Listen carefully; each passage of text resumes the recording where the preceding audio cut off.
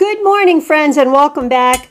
I am going to upcycle this Christmas village house, and I'm going to show you step by step what I'm doing. The first thing that I'm going to do is you use a primer, a base coat, and I'll have the link below this video for the best primer to use over this. If you just start to do your work over it with chalk paint, acrylic paint, decoupage, it can so easily peel.